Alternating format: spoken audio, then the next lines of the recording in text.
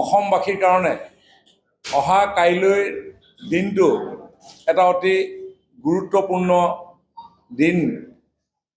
Strategic point of ভিউৰ ফালৰ পৰা অহা কাইলৈ আমাৰ দেশৰ প্ৰতিৰক্ষা, সাৰ্বভৌমত্ব ইত্যাদি গোটেই বিষয়বিলাকক লৈ আমাৰ দেশৰ সৈন্যবাহিনী আৰু বায়ু বাহিনীক শক্তিশালী কৰাৰ ক্ষেত্ৰত ডিব্ৰুগড় জিলাত এটা ইমাৰ্জেঞ্চি লেণ্ডিং ফেচিলিটি ইনগ্ৰেশ্যন কৰিব আমাৰ দেশৰ মাননীয় প্ৰধানমন্ত্ৰী নৰেন্দ্ৰ মোদী ডাঙৰীয়াই। নৱনিৰ্মিত যি 4 লেন, সেই 4 লেনতেই এই ইমাৰ্জেঞ্চি লেণ্ডিং ফেচিলিটি নিৰ্মাণ কৰা হৈছে আৰু অহা কাইলৈ দেশৰ যশস্বী প্ৰধানমন্ত্ৰী নৰেন্দ্ৰ মোদী ডাঙৰীয়াই এই ফেচিলিটি আনুষ্ঠানিকভাৱে উদ্বোধন কৰিব। ই নিশ্চিতভাৱে সমগ্ৰ দেশবাসীৰ লগতে আমাৰ অঞ্চলটোৰ কাৰণেও অতি গুৰুত্বপূৰ্ণ বুলি বিবেচিত হ'ব, সৌভাগ্যৰ কাৰণ বুলি বিবেচিত হ'ব। কাৰণ মৰাণৰ সমীপৰ নেশ্যনেল হাইৱেৰ ওপৰত উত্তৰ পূবৰ ভিতৰত প্ৰথমটো ডিফেন্স ইমাৰ্জেঞ্চি লেণ্ডিং ফেচিলিটি ইয়াতে নিৰ্মাণ কৰা হৈছে। মই ভাবোঁ যে এই পদক্ষেপে আমাৰ দেশৰ অখণ্ডতা আৰু সাৰ্বভৌমত্ব ৰক্ষাৰ ক্ষেত্ৰত আমাৰ সৈন্যবাহিনী, বায়ু বাহিনী সকলোৰে মনোবল বৃদ্ধি কৰিব।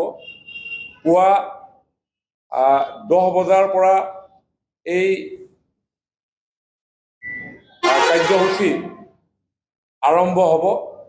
মাননীয় প্ৰধানমন্ত্ৰী ডাঙৰীয়াই উক্ত স্থানত উপস্থিত হোৱাৰ পৰৱৰ্তী সময়ত গোটেই ইমাৰ্জেঞ্চি লেণ্ডিং ফেচিলিটিৰ ওপৰত এটা ব্ৰিফিং কৰা হ'ব। পৰৱৰ্তী প্ৰধানমন্ত্ৰী ডাঙৰীয়াক আদৰণি জনোৱাৰ পৰৱৰ্তী সময়তে বিভিন্ন ফাইটাৰ্ছৰ এৰিয়েল ডিছপ্লে হ'ব আৰু ট্ৰেন্সপৰ্ট আৰু হেলিকপ্টাৰ্ছ ইয়াতে লেণ্ডিং হ'ব। আমাৰ যি এয়াৰক্ৰাফ্টৰ যি কাৰ্যসূচী, সেই কাৰ্যসূচীৰ ভিতৰত Su-30 মিকি MKI ইয়াৰ পৰা টেক অফ কৰিব এখন ৰাফেল, আমাৰ যুঁজাৰু বিমান ৰাফেলে টেক অফ কৰিব। AN-32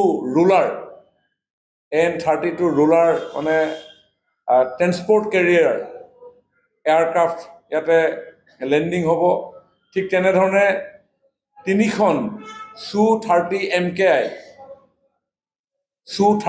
MKI একেলগে তেওঁলোক আহিব। 2খনে জাষ্ট ৰানৱে টাচ কৰি গুচি যাব, এখন ইয়াতে লেণ্ডিং কৰিব। ঠিক তেনেধৰণে এখন Su-30 মিকিয়েও ইয়াতে লেণ্ডিং কৰিব। 3খন ৰাফেল একেলগে আহিব, এখন ৰাফেল লেণ্ডিং কৰিব আৰু ALH দুখন যুদ্ধ বিমান ইয়াতে অহা কাইলৈ আমাৰ এই লেণ্ডিঙৰ ফেচিলিটি তেখেতসকলে অৱতৰণ কৰিব। গতিকে অহা কাইলৈ দিনটো এই বৃহত্তৰ ডিব্ৰুগড় জিলা, চৰাইদেউ জিলাবাসী ৰাইজৰ কাৰণে এটা অতি সৌভাগ্যৰ দিন হ'ব। কাৰণ দেশৰ প্ৰতিৰক্ষাৰ ক্ষেত্ৰত আমাৰ এই স্থানত ইমাৰ্জেঞ্চি লেণ্ডিং ফেচিলিটিৰ জৰিয়তে যেতিয়া যুদ্ধ বিমান অৱতৰণ কৰিব, সেই স্থানত উপস্থিত থাকিব আমাৰ দেশৰ মাননীয় প্ৰধানমন্ত্ৰী নৰেন্দ্ৰ মোদী ডাঙৰীয়া। পূৰ্বতে এয়া কেতিয়াও হোৱা নাছিল।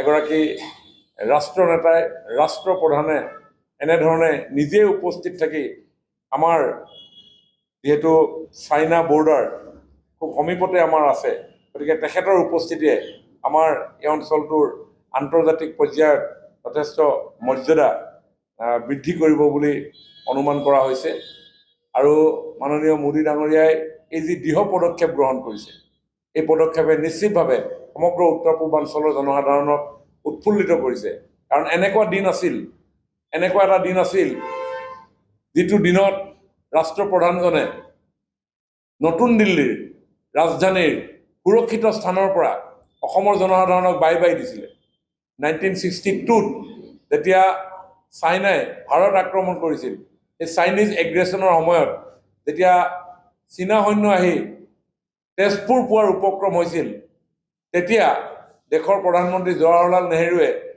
দিল্লীৰ পৰা অসমৰ জনসাধাৰণক বাই দিছিলে আৰু বাই দি কৈছিলে যে my heart goes to the people of Assam মই তোমালোকক ৰক্ষা কৰিব নোৱাৰিলোঁ যিকোনো খবৰৰ বাবে যোগাযোগ কৰক আমাৰ এই নম্বৰত 9181 307 2221